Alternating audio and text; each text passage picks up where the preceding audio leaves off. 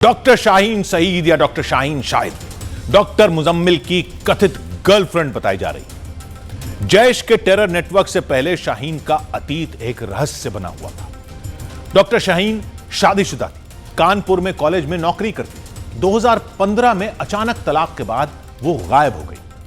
8 साल तक डॉक्टर शाहीन गुमनाम रही, फिर परिवार से संपर्क किया। बीते हफ्ते शाहीन ने घर पर बात की थी और अब वो जैश ए मोहम्मद की लेडी विंग की सरगना के तौर पर कुख्यात हो चुकी है। पुलिस पूछताछ में डॉक्टर शाहीन ने जैश के टेरर मॉड्यूल पर बहुत बड़ा पर्दाफाश किया है।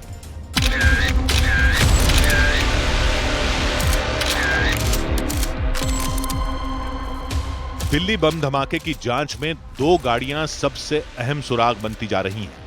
एक को बम धमाके के स्पॉट पर देखा गया, दूसरी अल फलाह यूनिवर्सिटी कैंपस से कब्जे में ली गई। डॉक्टर मुजम्मिल की यह गाड़ी उसकी कथित गर्लफ्रेंड शाहीन सईद के नाम पर है।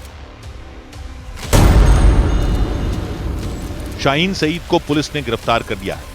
शाहीन मूल रूप से उत्तर प्रदेश की राजधानी लखनऊ की रहने वाली थी, जिसे पुलिस सूत्रों के मुताबिक आतंकी संगठन जैश ए मोहम्मद की महिला विंग की हेड बताया जा रहा है। डॉक्टर शाहीन शाहिद का लखनऊ और कानपुर कनेक्शन सामने आया है।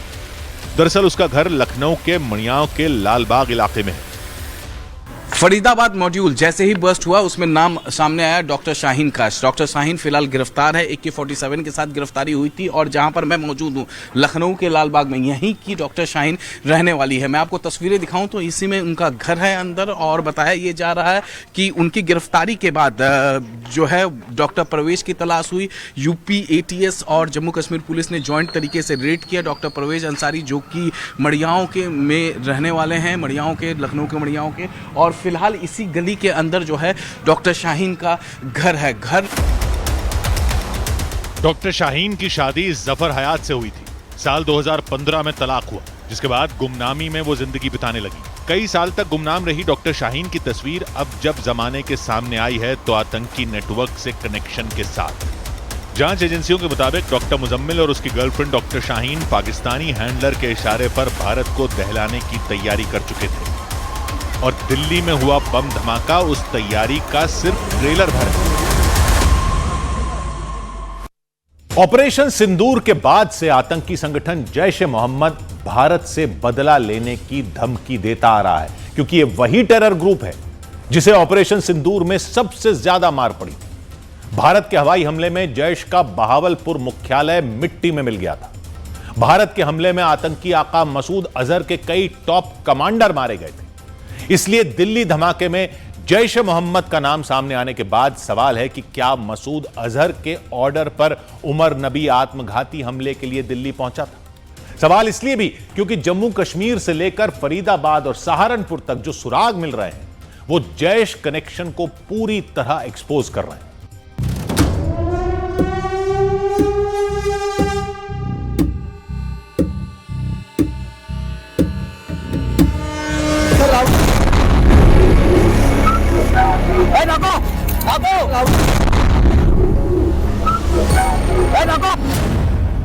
दिल्ली ब्लास्ट का मॉड्यूल क्या है?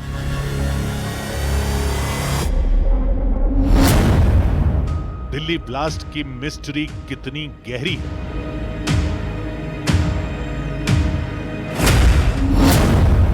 दिल्ली ब्लास्ट का फरीदाबाद मॉडल कहां तक फैला है?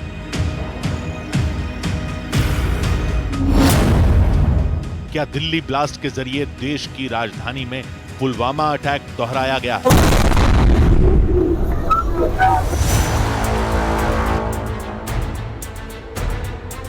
दिल्ली में लाल किले के पास जितना बड़ा धमाका हुआ उतनी गहरी इसकी जड़ें पुलवामा से लेकर फरीदाबाद तक और दिल्ली से लखनऊ तक। सुरक्षा एजेंसियों की रेड बता रही हैं दिल्ली ब्लास्ट का ऐसा कनेक्शन, और इसका प्लान बहावलपुर यानी पाकिस्तान में तैयार किया गया है, क्योंकि दिल्ली ब्लास्ट का हर सुराग मसूद अजहर वाले आतंकी संगठन जैश की तरफ इशारा कर रहा है। दिल्ली ब्लास्ट के मॉड्यूल को समझने के लिए 19 अक्टूबर से 11 नवंबर के बीच क्या क्या हुआ उसे देखिए। 19 अक्टूबर को श्रीनगर में डॉक्टर अदील अहमद राठर ने जैश का पोस्टर लगाया। 6 नवंबर को उत्तर प्रदेश के सहारनपुर से डॉक्टर अदील गिरफ्तार हुआ। 10 नवंबर की सुबह हरियाणा के फरीदाबाद में विस्फोटक बरामद हुआ। 10 नवंबर को ही फरीदाबाद से डॉक्टर मुजम्मिल पकड़ा गया। इसके बाद 10 नवंबर की शाम को दिल्ली में लाल किला मेट्रो स्टेशन के पास हुआ धमाका।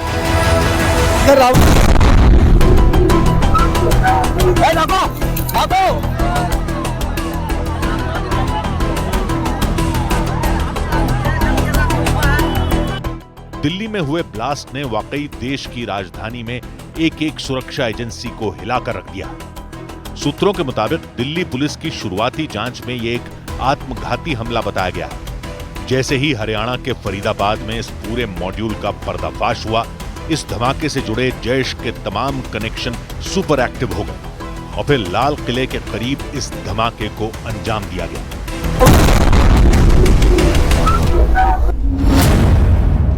इस वक्त दिल्ली ब्लास्ट की जांच एनआईए के अलावा Delhi police, intelligence bureau, Jammu Kashmir police और हरियाणा पुलिस कर रही है। इतनी सुरक्षा एजेंसियों का एक साथ आना बता रहा है कि जैश के फरीदाबाद मॉडल की तैयारी कितनी बड़ी रही होगी। भूटान दौरे पर गए प्रधानमंत्री ने भी कहा है कि दोषियों को पाताल से भी ढूंढकर सजा दी जाएगी। मैं कल रात भर इस घटना की जांच में जुटी सभी एजेंसियों के साथ, सभी महत्वपूर्ण लोगों के साथ संपर्क में था, विचार विमर्श चलता था, जानकारियों के तार जोड़े जा रहे थे। हमारी एजेंसियां इस षड्यंत्र की तह तक जाएगी। इसके पीछे के षड्यंत्रकारियों को बख्शा नहीं जाएगा। डॉक्टर अदील अहमद राठर से लेकर डॉक्टर मुजम्मिल शकील तक और फिर बड़ी तादाद में मिला विस्फोटक, एक एक कड़ी ने जांच एजेंसियों को हैरान कर दिया है। अब तक जांच में पता चला है कि जैश का यह मॉड्यूल एक साथ कई जगह धमाकों की साजिश रच रहा था। जब लाल किले के पास I-20 कार में ब्लास्ट हुआ, तब धमाका इतना जबरदस्त था कि आसपास की कई गाड़ियों के परखचे उड़ गए। इस कार को लेकर बहुत सी बातें सामने आई हैं।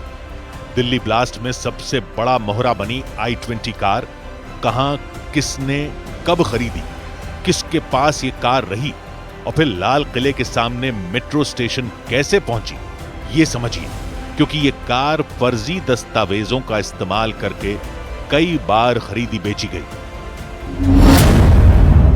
पहले ये I-20 कार गुरुग्राम में सलमान के पास थी, फिर सलमान ने देवेंद्र को बेची, लेकिन आरसी ट्रांसफर नहीं कराई। इसके बाद ये गाड़ी आमिर को बेची गई। आमिर से फिर ये कार डॉक्टर उमर ने खरीदी, लेकिन गाड़ी की आरसी पुलवामा के तारिक के नाम पर थी और आखिरी वक्त में ये गाड़ी डॉक्टर उमर चला रहा था।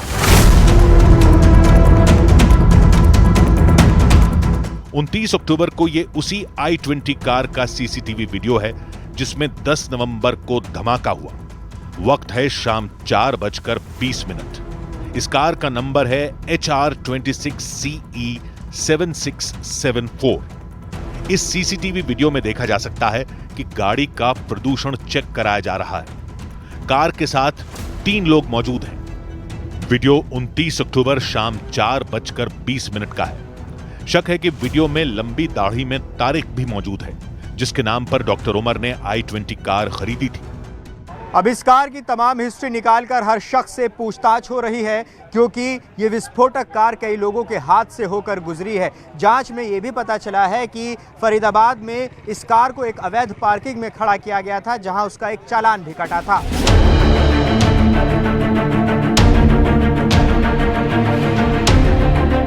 इस कार की आखिरी 11 घंटों में मूवमेंट क्या रही, ये समझना भी बहुत जरूरी है, क्योंकि धमाके को लेकर जो भी तैयारी या इरादा था वो इन्हीं घंटों में फाइनल किया गया होगा। 10 नवंबर को सीसीटीवी फुटेज से कार की पूरी मूवमेंट रिकॉर्ड की गई है। 10 नवंबर को सुबह 8:13 पर कार बदरपुर टोल पार करके दिल्ली में दाखिल हुई। 8:20 पर यह ओखला इंडस्ट्रियल एरिया के पास पेट्रोल पंप पर नजर आई। दोपहर 3:19 पर यह I-20 कार लाल किले की मेट्रो पार्किंग में दाखिल हुई और फिर शाम 6:30 बजे के बाद यह गाड़ी पार्किंग से बाहर निकली और फिर हुआ धमाका। इंटेलिजेंस सूत्रों से पता चला है कि धमाके के वक्त डॉक्टर उमर कार में ही सवार था और अब डीएनए टेस्ट से उसकी पहचान को पुख्ता किया जा रहा है। फरीदाबाद से लेकर लाल किले तक इस गाड़ी की हर मूवमेंट को बहुत गौर से देखा जा रहा है, क्योंकि आखिरी कुछ घंटों में इस गाड़ी की लोकेशन बहुत अहम जानकारी दे सकती है।